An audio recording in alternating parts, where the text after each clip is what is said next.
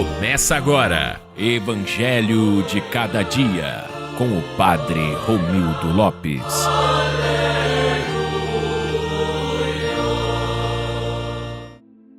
Naquele tempo, disse Jesus: Ai de vós, mestres da lei e fariseus hipócritas! Vós sois como sepulcros caiados, por fora parecem belos, mas por dentro estão cheios de ossos de mortos e de toda a podridão. Assim também vós, por fora, pareceis justos diante dos outros, mas por dentro estáis cheios de hipocrisia e injustiça. Ai de vós, mestres da lei e fariseus hipócritas! Vós construís sepulcros para os profetas e enfeitais os túmulos dos justos, e dizeis: se tivéssemos vivido no tempo de nossos pais, não teríamos sido cúmplices da morte dos profetas. Com isso, confessais que sois filhos daqueles que mataram os profetas. Completai, pois, a medida de vossos pais. Olá, meus irmãos e minhas irmãs, sejam todos bem-vindos para mais uma homilia diária, momento de escuta e partilha da Palavra de Deus, do Santo Evangelho. Queridos irmãos e irmãs, hoje a Igreja nos apresenta como modelo de fé, de oração e de perseverança Santa Mônica, mãe de Santo Agostinho. Mulher de oração incansável, é exemplo de perseverança e confiança em Deus. Casada com Patrício, homem de temperamento difícil, soube viver com paciência e mansidão, sendo testemunho de fé no seio de sua família. Sua maior luta foi pela conversão do filho Agostinho, que durante muitos anos se afastou da fé e buscou a verdade em caminhos tortuosos. Mônica chorava, rezava e insistia diante de Deus. Santo Agostinho, em suas Confissões, recorda que as lágrimas de sua mãe eram como uma segunda fonte batismal para ele. O Senhor ouviu suas súplicas e transformou aquele jovem rebelde em um dos maiores doutores da Igreja. Santa Mônica, portanto, nos mostra que a verdadeira vida cristã não se resume a aparências exteriores, mas a uma fé perseverante que nasce do coração e transforma a vida.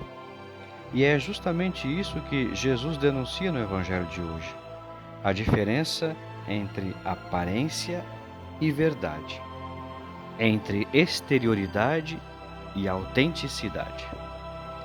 No Evangelho de Mateus, chegamos aos últimos dos 7 ai de vós, dirigidos aos escribas e fariseus. Jesus não critica a lei de Moisés, mas a maneira como muitos a viviam, transformando-a em fachada de santidade sem uma real conversão interior. A imagem dos sepulcros caiados é impactante, belos por fora, pintados de branco, mas por dentro cheios de ossos e podridão. Assim eram aqueles homens, preocupados com o olhar dos outros, mas incapazes de se colocar na verdade diante de Deus. Cristo nos alerta: a fé não pode ser reduzida a uma máscara. Não adianta parecer justo se o coração está distante da misericórdia, da justiça e da verdade. O que importa é a integridade interior, como ele já havia ensinado no Sermão da Montanha: guardai-vos de praticar vossa justiça na frente dos homens, para serdes vistos por eles. Mas Jesus vai além. Ele denuncia também a incoerência diante da história. Aqueles fariseus enfeitavam os túmulos dos profetas, dizendo que não teriam participado da morte deles.